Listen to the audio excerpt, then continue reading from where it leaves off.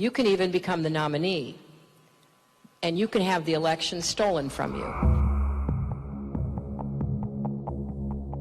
How can you win with Russian interference, though? That's a real thing. That's what I'm scared about in 2020. But rightly. Because I think he's an illegitimate president that didn't really win. So how do you fight against that in 2020? You are absolutely right. He's an illegitimate president in my mind. Would you be my vice presidential candidate?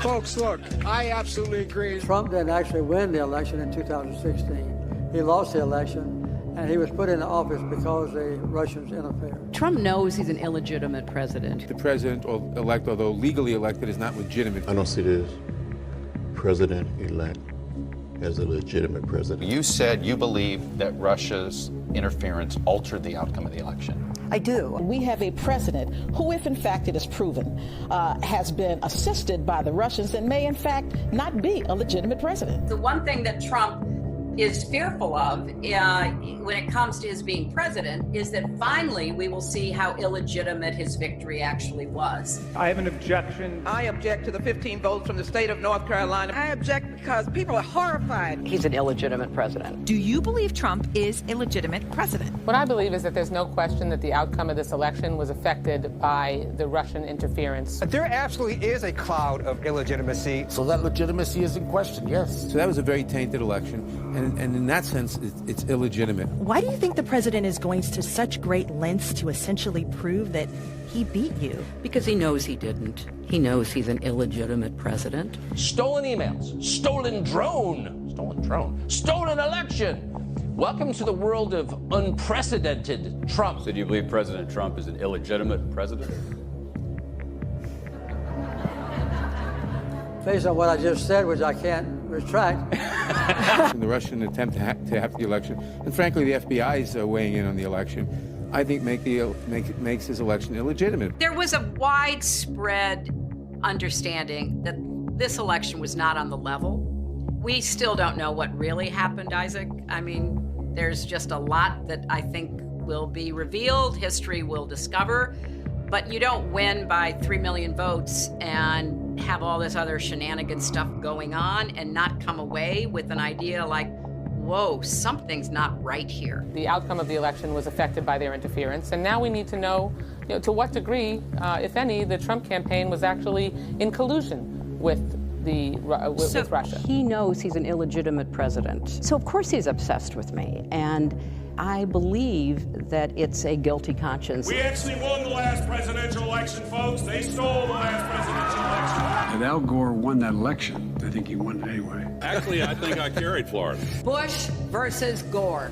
A court took away a presidency. If all the votes were counted in Florida, that Al Gore would be president today and George Bush would be back in office. I come from Florida, where you and others participated in what I call the United States coup d'etat. There's no doubt in my mind that Al Gore was elected president. I rise to object to the fraudulent 25 Florida electoral votes. I must object because of the overwhelming evidence of official misconduct, deliberate fraud, and an attempt to suppress voter turnout. It is signed by myself on behalf of my diverse constituents and the millions of Americans who have been disenfranchised by Florida's inaccurate vote count. The Supreme Court, not the people of the United States, decided this election. Speaking to a Democratic group in Chicago Tuesday, he made it clear he thinks Al Gore was the winner. By the time it was over, our candidate had won the popular vote, and the only way they could win the election was to stop the voting in Florida. Catherine Harris,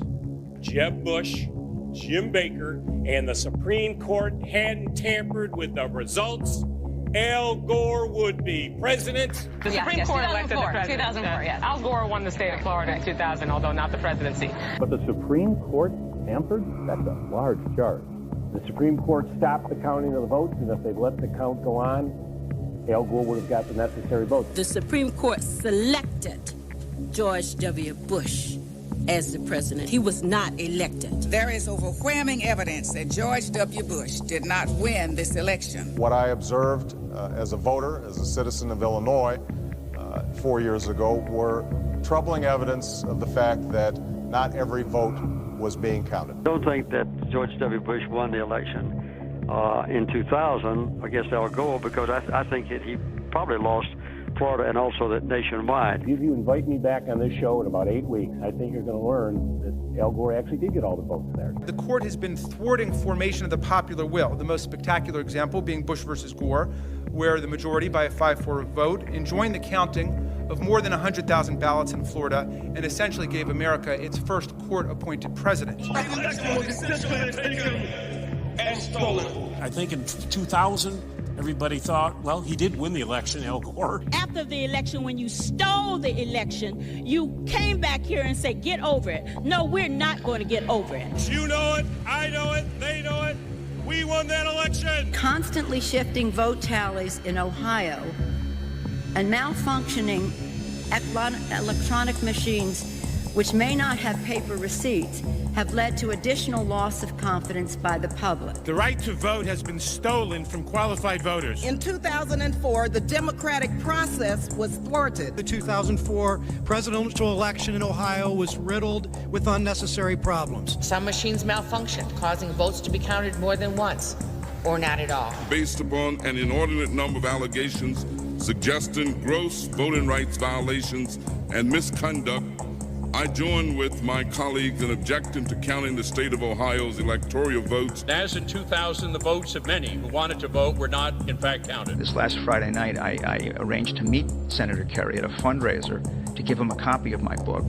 He told me he now thinks the election was stolen. The wife of John Kerry said she has lingering doubts about the legitimacy of the election. Her theory goes like this. Two brothers, she calls hard right Republicans, own 80% of the voting machines in the U.S. Therefore, it would be easy to hack into the mother machines that control the electronic voting. There were numerous irregularities in Ohio, including large percentages of rejections of provisional balloting, problems with voting machines. As we look at our election system, I think it's fair to say that there are many legitimate questions about its accuracy, about its integrity. There are still legitimate concerns over the integrity of our elections. I agree with tens of millions of Americans who are very worried that when they cast the ballot on an electronic voting machine, that there is no paper trail to record that vote. The numerous irregularities that occurred with the electronic voting machines in Ohio on November the 2nd of last year point to an unresolved national crisis. We cannot declare that the election of November 2nd, 2004 was free and clear and transparent and real. There must be independent testing of the voting machines used in Ohio. I'm not confident that the election in Ohio was fairly decided. We know that there was substantial voter suppression, and the machines were not reliable. The members of Congress who have brought this challenge are speaking up for their aggrieved constituents, many of whom may have been disenfranchised in this process. Treating today's electoral vote count in Congress as a meaningless ritual would be an insult to our democracy unless we registered our own protest against the obviously flawed voting process that took place in so many of our states. Voters who wish to cast a vote for president or vice president can't approach the polls with certainty that their vote will be counted. One of the most significant problems in Ohio and in many other states was the lack of measures to ensure the integrity of electronic voting machines. In 2004, they caused Democratic voters in Ohio to wait for 8 hours before they could cast their ballot. They turned the Department of Civil Rights and the Justice Department into the voter suppression division with voter ID laws, voter purging, voter caging, voter intimidation. There aren't going to be any more election stealings. And despite the final tally and the inauguration and the situation we find ourselves in, I do have one very affirmative statement to make. We won. Without voter suppression, Stacey Abrams would be the governor of Georgia. Andrew Gillum is the governor of Florida. You refuse to concede and say that you lost. Do you stand by that decision today? Absolutely. The election was not fair. The process was not fair. If Stacey Abrams doesn't win in Georgia, they stole it. It's clear. It's clear. I think that Stacey Abrams' election is being stolen from her. It was not a free and fair election. Brian Kemp stole the gubernatorial election from Georgians and Stacey Abrams. But will I say that this election was not tainted, was not a disinvestment and a disenfranchisement of thousands of voters? I will not say that.